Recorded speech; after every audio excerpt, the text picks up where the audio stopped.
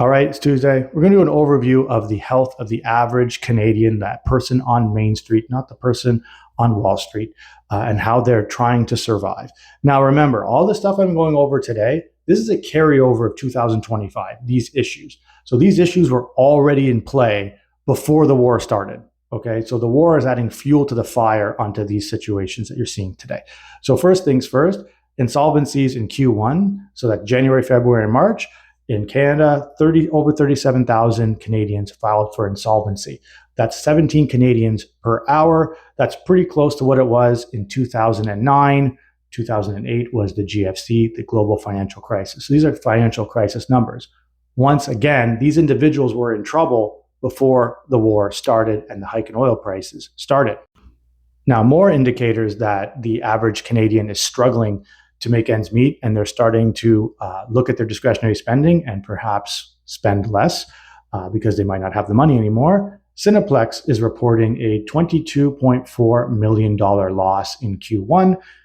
That tells me one thing: people aren't spending money at the movie theaters anymore. They are waiting for it to be streamed so they can save money. They're looking at every possible way to stretch every dollar that they have. Once again, this was a trend moving forward from 2025 before the war started. And of course, McDonald's being another indicator that people are spending less money or that they have less money at the end of the month. Their stock is down to 2024 numbers. McDonald's used to be a place where you went for cheap food. It was quick, delicious, fast, out the door. Now people are starting to avoid it because it's gone up in price and they don't have the money anymore to buy the goods there anymore.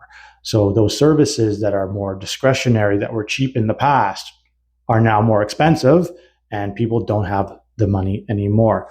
Once again, this was a trend moving forward from before the war. So now, because of the war in Iran and because of the closure of the Strait of Hormuz, we have impending inflation coming our way on goods, right?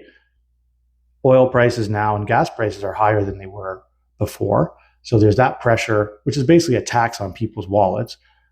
That pressure is already on now too. So the war is going to add more and more issues for discretionary spending. It's going to add more and more people going to the brink of insolvency and missing mortgage payments, missing rent. 2026 was already going to not be a great year going into it before the war. Now the war is going to make it a really rough year for a lot of people.